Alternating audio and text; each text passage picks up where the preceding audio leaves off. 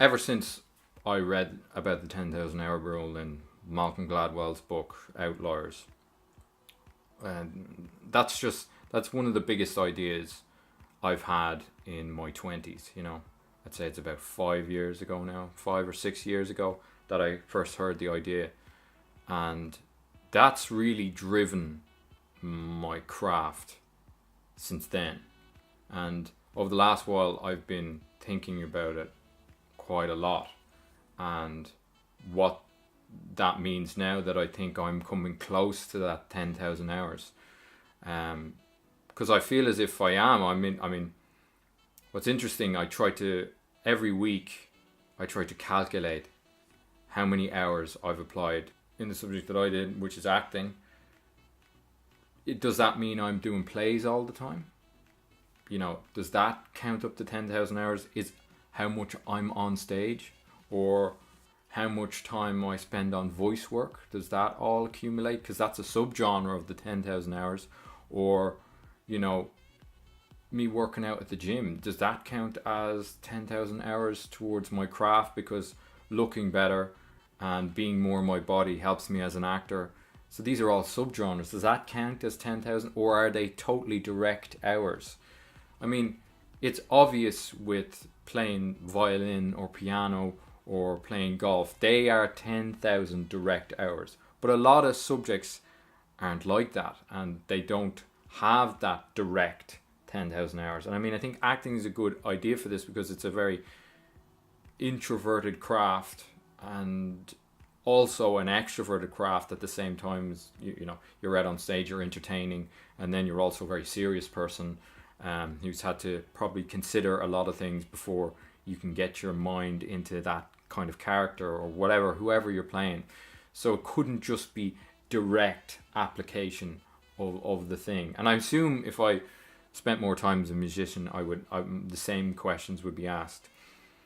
Because with the 10,000 hour rule, it has driven me to get good at subjects, right? Okay. But I'm always asking myself the question, and I think I will still ask myself this question as time goes on: where can I apply my hours, and how best can I apply those hours? My whole life I've tried to minimize leisure time and try to focus on the work, because I knew I was going towards this 10,000 hour goal. I feel as if that I'm about to reach the 10,000 hours, but I couldn't be certain.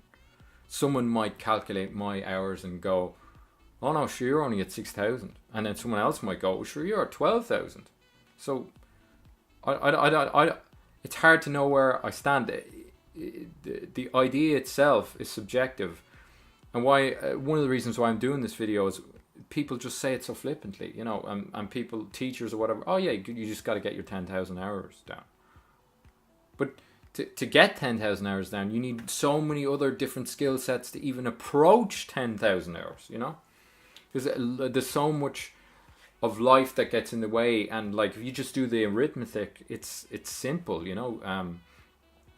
need to organize your day so you can get those hours in. You can't have much of a social life. I mean, I sacrificed my social life just to attempt this, you sacrifice family time, relationship time, you sacrifice leisure time for yourself, you sacrifice alcohol, drink and drugs, all of this gets put by the wayside, so this one thing gets attacked as best it can. And if you're doing that, and then you have to work a job on top of that potentially, and what if you're working a job on top of that? How the fuck are you gonna achieve those hours? And before you worked a job, you were in college, were they direct hours towards your craft? It's hard to know, because you're running on someone else's time, not your own time, and maybe you're working on the craft in college or whatever, and you're being guided through those 10,000 hours, and it's not a self-selected hours in the craft that you've chosen. You haven't figured out that way, and that's a whole other subject as well. I mean, I think I've spent a lot of time training myself in subjects so that I could learn for myself. The problem with thought learning is you're taking on someone else's idea as opposed to your own idea, and I assume mastery in any subject is you own that thing, right? You've created your own opinions and decided what works for you in that area. So you can't be living off someone else's ideas if you're reach mastery, right? It needs to be self-driven. So, and then if you're completely self-taught, my question then with 10,000 hours applying again, how could you ever, you wouldn't have the revelations that you get off other people, because when you're around other people that work on the same thing, you go, oh yeah, that was a good idea. Oh yeah, I didn't think of that. And then that furthers your craft. With technology there, does it enhance that 10,000 hours? Does it break that rule now? Because we have a platform which, well, say I have a problem in the area I'm trying to master, I can just research that online and then that'll half solve my problem. But in doing so, I wouldn't have fully figured it out myself, so that's the problem there. Do I think it's worth it after it all? I mean, I don't think I'd do it any other way, because that's just how I am. I'm kind of an obsessive person. I work towards a goal, and I don't care about the other falters in the interim, but is the sacrifice worth it? I don't think for many people. And do I think most people make the sacrifice of doing the 10,000 hours, even though they say it? I don't think so. Because when you do the arithmetic and you look at their life and you see how they lead their life, which leads me on to another concept, is that organization. And organization being a big part of this 10,000 hour rule thing, I think. Because if you don't organize your life right, so you need to set yourself up to accomplish these 10,000 hours. And most people's lives aren't organized enough to do that. Any subject that's worth 10,000 hours has a creative element to it. And to be creative, you have to have chaos in your life, and to have chaos in your life that's worthwhile and can benefit you and others around you through your craft, you need order. And getting that balance of chaos and order in your life is incredibly difficult, and that's a huge sacrifice as well. Because most people have one or the other. They have great chaos or they have great organization. In conclusion, my whole point of this video is, just because you think you're accomplishing the 10,000 hours in one area, don't rely on that to make your life successful. I think I deluded myself into thinking that, if I applied this amount of hours into this subject or whatever I was doing, because I've been always a hard worker, and I have a lot of hours in other subjects as well, over my life.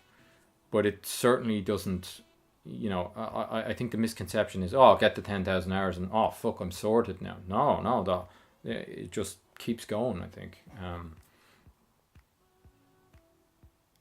I always come back to this idea that any idea that you hold close, it will show itself to be false at the other end of it, at the other side of it.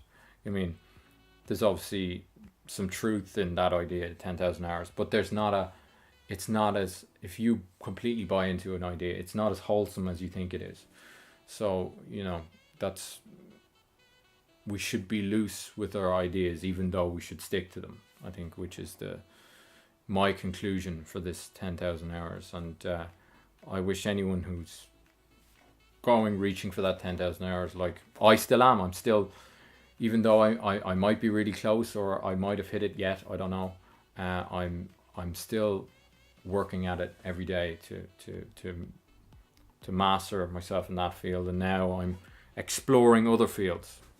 Maybe that's it. Maybe the fact that on some level I think I've reached a comfortable place in my craft, and now I'm exploring other areas. That's maybe the next step of the 10,000 hours thing. I don't know. Maybe I might do another video in a year or a couple of months about how I feel in exploring other areas after delving into one area so deeply. So I hope you enjoyed the video. I enjoyed making it. So and I'll talk to you soon. Cheers.